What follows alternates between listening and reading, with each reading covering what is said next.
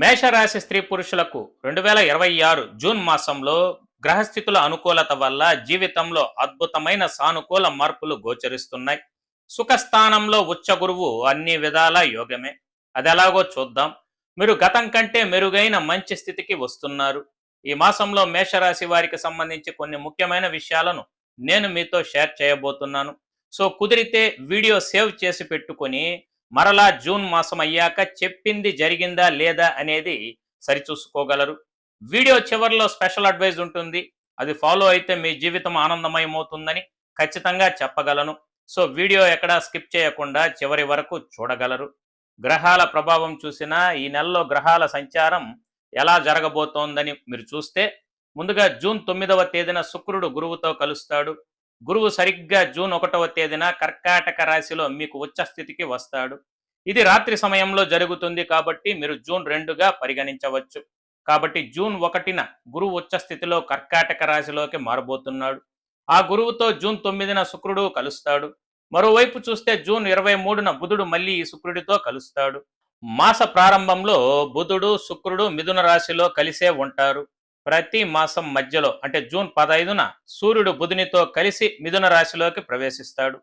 ఇటువైపు చూస్తే కుజుడు 21వ తేదీన మేషరాశి నుంచి వృషభ రాశికి మారబోతున్నాడు. కాబట్టి మేషరాశి వారికి ఒక్క శని మినహా దాదాపు అన్ని అనుకూలంగానే ఉన్నాయి.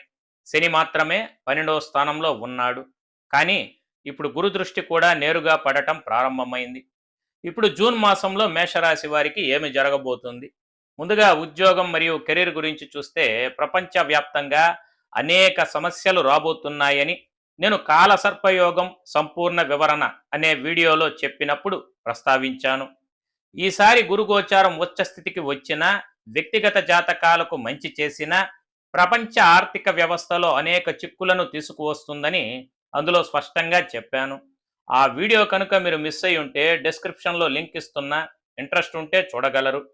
మేషరాశి విషయానికి వస్తే చతుర్థ స్థానంలో గురువు ఉచ్చ స్థితిలో ఉంటాడు. ఈ చతుర్థ స్థానం నుంచి ఆయన శనిని వీక్షిస్తాడు. వ్యయస్థానంలో ఉన్న శని వల్ల చాలామందికి ఉద్యోగం లేదు, చాలామందికి ఉద్యోగాలు పోయాయి, చాలామంది జీవితం ఉంటుందా లేదా అనే అనిశ్చిత స్థితిలో కొనసాగుతోంది. కాదంటారా? అవును అయితే కామెంట్స్లో చెప్పండి. ఇప్పుడు గురు దృష్టి ఏమి చేస్తుందంటే ఆ శని ప్రభావాన్ని వీలైనంత వరకు సానుకూలంగా మార్చడానికి ప్రయత్నిస్తుంది.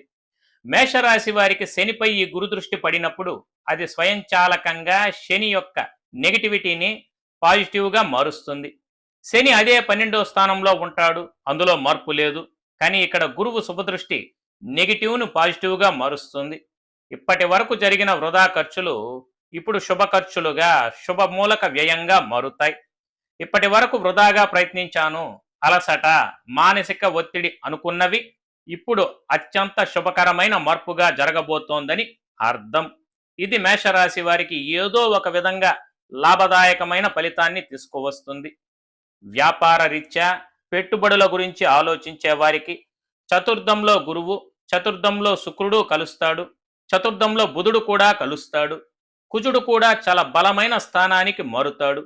ఆస్తులు కొనాలనుకునేవారు, ఇంటిని రెనోవేట్ చేయాలనుకునేవారు, ఇల్లు నిర్మించాలనుకునేవారు, అలాగే వాహనం కొనాలనుకునేవారు, లేక కనీసం మీ కోరిక మేరకు మొబైల్ ఫోన్ అయినా కొనాలనుకునేవారు, షాపింగ్ చేయాలనుకునేవారు, ఇలాంటి విషయాలన్నింటికీ ఈ జూన్ మాసం చాలా చాలా అనుకూలంగా ఉండబోతోంది.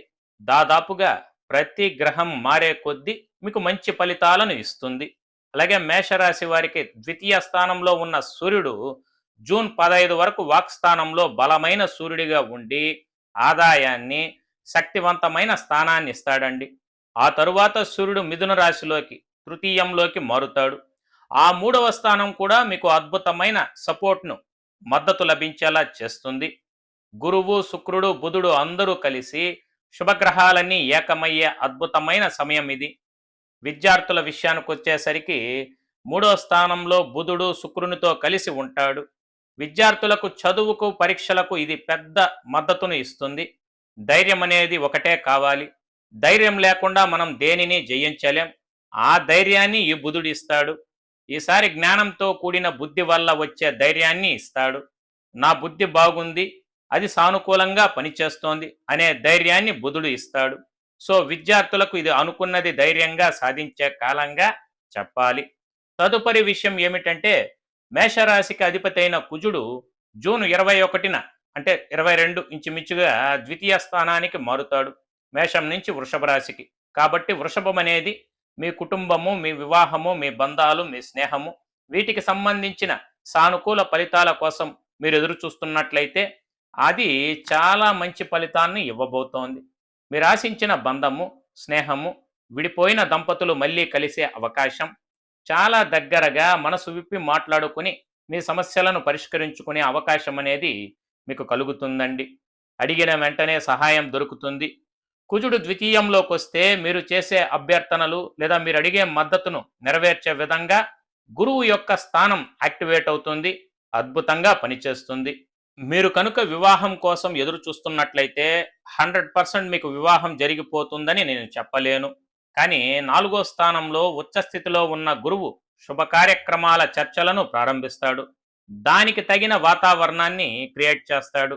కాబట్టి మీరు మీ స్నేహితులు, బంధువులతో ఈ విషయంగా చర్చించవచ్చు. ఒకవేళ మీ పార్ట్నర్ అంటే మీ భాగస్వామి రాశిలో కూడా వివాహానికి అనుకూలమైన గురుగోచారం ఉంటే అది మరింత అనుకూలంగా ఉంటుందండి. మేషరాశి వారు ఒక అడుగు ముందుకు వేస్తున్నారని దీని అర్థం.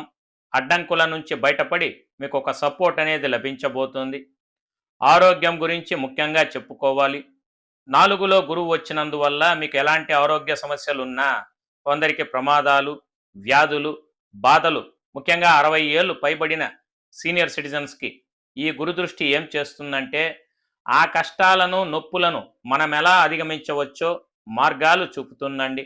అలాగే అప్పుల సమస్యలకు, కష్టతరమైన పరిస్థితులను ఎలా పరిష్కరించుకోవచ్చో తెలుపుతుంది.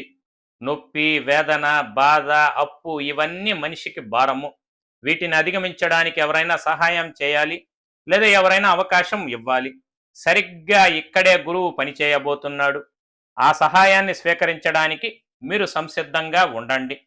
అయితే 1, 2 స్థానాల్లో రాస్యాధిపతి కుజుని సంచారం కారణంగా కొంతమందిలో ఉష్ణ సంబంధమైన గొంతు, కళ్ళు, నరాలకు సంబంధించిన సమస్యలతో పాటు రోగనిరోధక శక్తి తగ్గే అవకాశం ఉన్నది. కావున ఆరోగ్యపరంగా కొంత శ్రద్ధ అవసరం.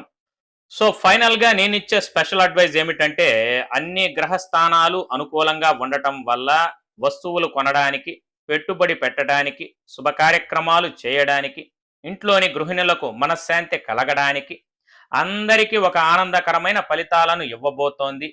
అయితే ఇందులో మైనస్ ఏమీ లేదా, ఏ చెడు జరగదా అని అడిగితే ఒక గ్రహం ఇంకా 12వ స్థానంలోనే ఉంది, అదే శని భగవానుడు. ఎంత గురుదృష్టి ఉన్నా, ఇతర గ్రహాల సంచారం ఎంత సానుకూలంగా ఉన్నా శని తన పని తాను చేయకుండా వదలడు. కాబట్టి 12వ స్థానం ప్రభావం ఉన్నప్పుడు మీరు ఏదైనా అడుగు వేస్తున్నారంటే దాన్ని పలుమార్లు ఆలోచించి పలువురి సలహాలు తీసుకొని ఆచితూచి అడుగు ముందుకు వేయండి. పరిస్థితులు నెగిటివ్గా వెళ్ళేలా కనిపించడం లేదు, కానీ 12లో శని చిన్న చిన్న పరీక్షలనైనా పెడుతుంటాడు. కాబట్టి నిరాశ పడకుండా దైవభక్తితో, ప్రార్థనతో ప్రయత్నించండి. ఈసారి మీకు ఖచ్చితంగా విజయం దక్కుతుంది. జూన్ 2026లో మేషరాశి వారి చెయ్యి ఖచ్చితంగా పై చేయి అవుతుంది. ఇదే నేను చెప్పదలుచుకున్నాను. చక్కటి పరిహారం కొరకు మీరు సోమవారం నాడు శివ ఆరాధన, మంగళవారం నాడు శ్రీ సుబ్రహ్మణ్య స్వామి ఆరాధన చేసిన మానసిక ఉపశమనం లభించును. శనివారం నాడు శనిహోరలో నవగ్రహముల్లో ఉన్న శని భగవానునికి అర్చన చేసి పూజించండి. ఇందువల్ల ఆకస్మిక ధనలాభం ఖచ్చితంగా కలుగుతుంది. శనిదేవుడి దగ్గర నువ్వుల నూనెతో దీపం వెలిగించిన మంచిది. దీనివల్ల వృధా ప్రయాణాలు, అనవసరమైన శ్రమ, అలసట తొలగిపోతాయి. అలాగే శనివారం నాడు మీరు తినక ముందు కాకికి ఒక ముద్ద అన్నం పెట్టాలి. అలాగే వికలాంగులకు మీకు తగినంతలో అన్నదానం చేయాలి. ఇలా చేసిన మీకు సత్కర్మలు, పుణ్యము తప్పక సంప్రాప్తించును. ఈ పరిహారములను శాస్త్రోక్తంగా నమ్మకంతో పాటించిన మీకు సదా మంచే జరుగును. శుభం. సర్వే జన సుఖినో భవంతు. లోకా సమస్త సుఖినో భవంతు. ఈ వీడియో మీకు నచ్చినట్లయితే సోషల్ మీడియాలో షేర్ చేయండి. మరిన్ని అప్డేట్స్ కొరకు ఛానల్ని సబ్స్క్రైబ్ చేసుకోవడం మర్చిపోకండి. Thank you for watching.